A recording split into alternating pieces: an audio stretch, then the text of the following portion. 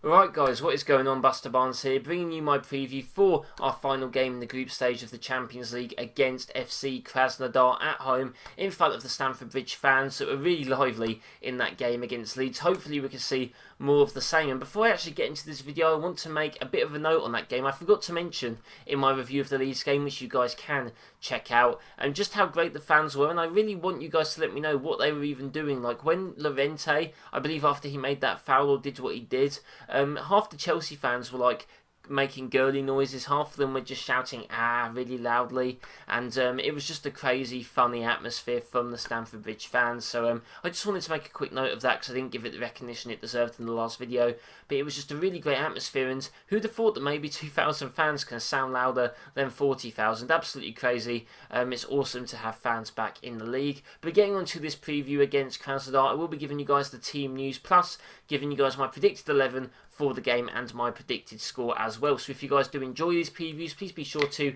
leave a like and comment down below your predicting 11 and score.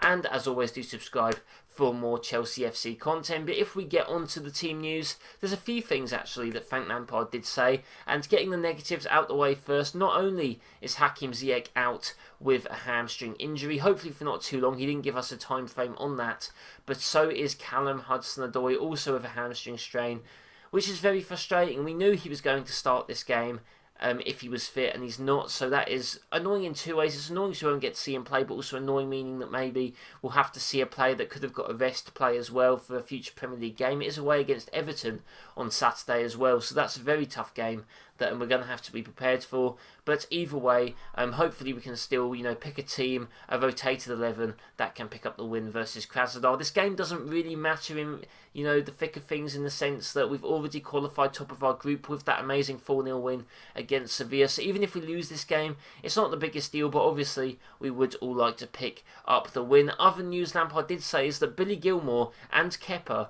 will both be starting this game. Maybe one more positive than the other, but it is nice to see just the team rotate. And I mean, you've got to sort of give Kepa a chance in these sort of games when you'll definitely want to advertise him and try and offload him in January potentially to a team on loan. So it's not a surprise that we did see him pop his head up occasionally. And obviously Mendy's going to have a very busy schedule coming up later this month too.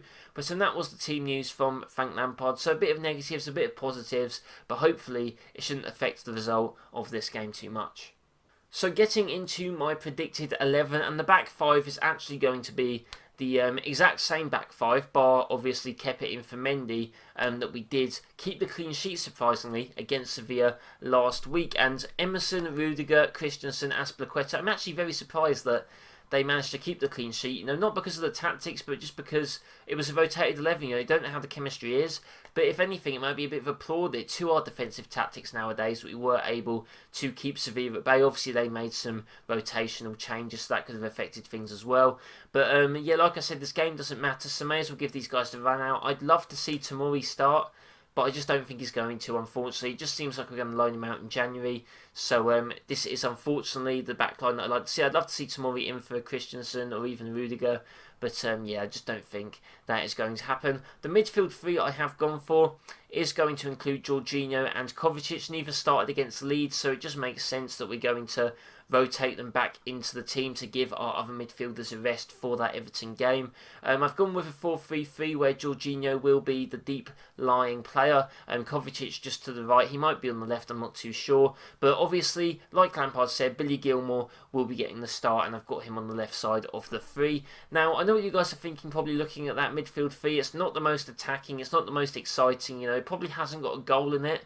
But like I said, this game doesn't matter, and if anything, all this game should be about is about rotating players, keeping some form up from them, and also giving other main starting players a rest. So I think we may as well go for this midfield. I don't think it's going to matter too much. I still think it's a good enough midfield to pick up a win against the Krasnodar side, so who are playing for nothing like we are pretty much. So I think as well those players will want to, prove something as well. So hopefully that midfield can still do the job, and it'll be really nice to see Billy Gilmour playing. I know some people are calling for maybe other youth players to feature, but I don't think they will. If they're not on the Champions League squad, list, and also because of COVID, the youth team aren't really mixing with the main team. So Yeah, I don't think we're really going to see any out there youth players, unfortunately. I think Billy Gilmore's obviously the closest we're going to get.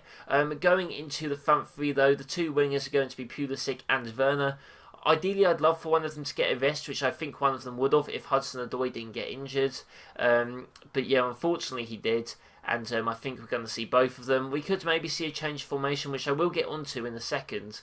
But I have gone for what I'm predicting, what I just think Lampard's going to do, and that is start Pulisic and Werner. Maybe we'll see, something crazy. Like maybe we'll see Alonso get back into the team at left back and see Emerson moved up to the wing.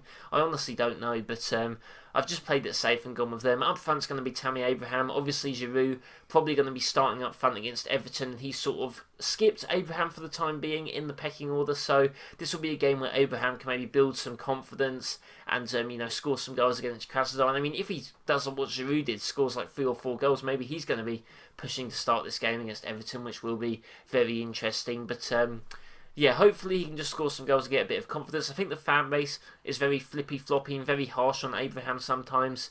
He's been great for us this season so far, and I'm sure he can put in another good performance against Krasnodar as well. But that is my predicted formation, guys, and lineup. Do let me know in the comments below what you think. Just a quick note on what else we could potentially see, and that is actually return of the 3 at the back. Now, the only reason that I'm including this, guys, is because we do want to rotate players in front of a busy schedule that is coming up. So I'm thinking maybe you can take out a Pulisic or a Werner and replace them with a Tomori, go 3 at the back with Tomori, Rudiger and Christensen. Like I said, this game doesn't matter, and I don't want to see the 3 at the back formations really anytime soon in competitive games, but this isn't really a proper competitive game because we're both playing for nothing, these teams. So I think if you really want to give Pulisic or Werner a rest, I think that putting Tomori and going to 3 at the back isn't necessarily a bad thing to do, and even if we do that, it should still be enough to pick up the win against Krasnodar. So a little bit of an out there shout from me. Probably actually hope we do see that just to give Werner or Pulisic a rest, because we don't want to risk any other injuries. If other players get injured, that could be pretty disastrous for our month of December, so hopefully that does not happen. But yeah, that's just a bit of an idea, guys. Let me know what you think of that in the comments below. But if I do get to my score prediction, I'm going to go for 3-1, the same score against Leeds.